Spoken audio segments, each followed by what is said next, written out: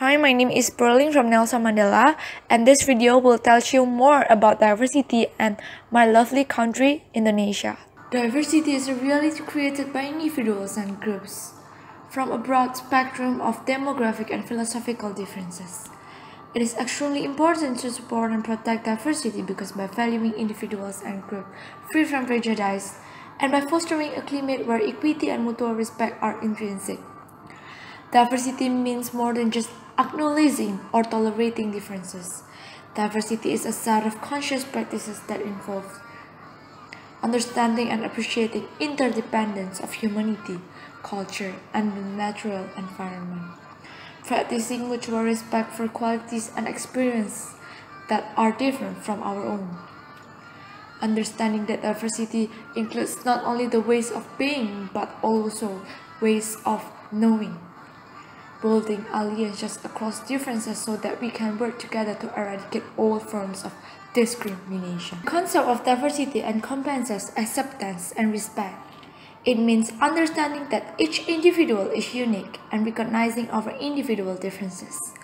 This can be along the dimensions of race, ethnicity, gender, sexual orientation, socio-economic status, age, physical abilities, religious beliefs, political beliefs, or other ideologies.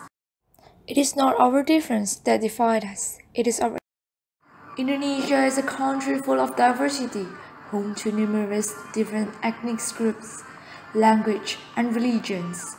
However, a common language and the national motto of unity in diversity help to bind 17,500 islands and their inhabitants together.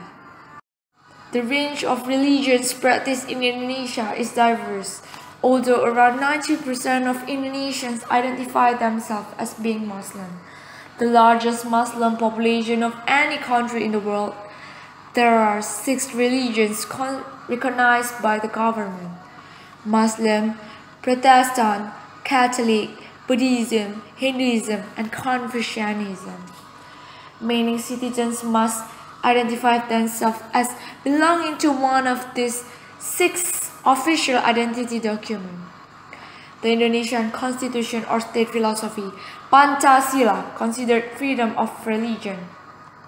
Although religion other than the 6 official are considered beliefs and are not legally practiced, nor is atheism recognized, and blasphemy can lead to imprisonment. Protestantism is more concentrated in the province of Papua and North Sulawesi, while most of the population of the island of Flores are Roman Catholic. Buddhism is mostly practiced around Jakarta by Chinese and some indigenous Javanese people. Hinduism and followed by most of population in Bali. Differ somewhat from the Hinduism practiced in other countries.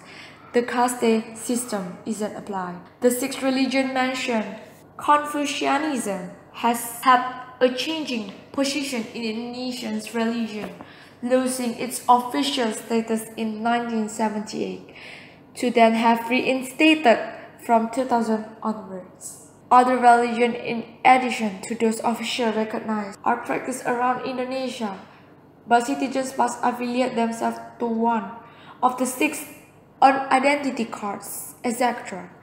There is a small Jewish community, and animism and kebatinan are also practiced. The Constitution gives freedom of worship according to religious belief, although the first principle of Pancasila. Indonesia state philosophy is of the belief in one supreme God.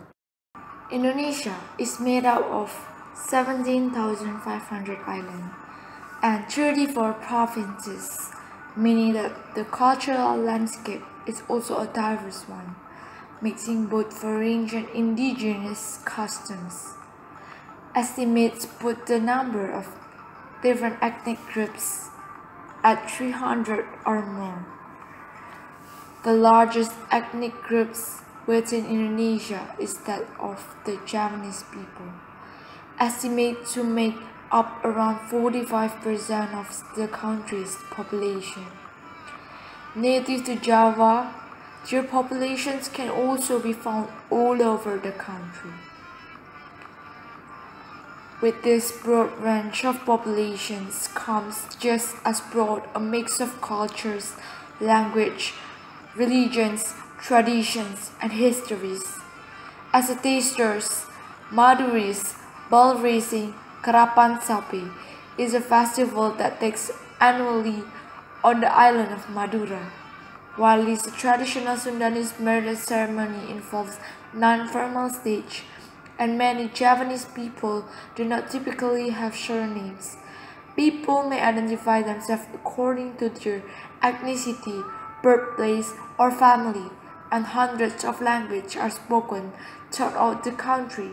However, most Indonesians are united through the national language, Bahasa Indonesia, as well as throughout the national philosophical foundation of Pancasila. Diversity issues in Indonesia are issues between individuals, between race, tribe, religion, social class, and politics.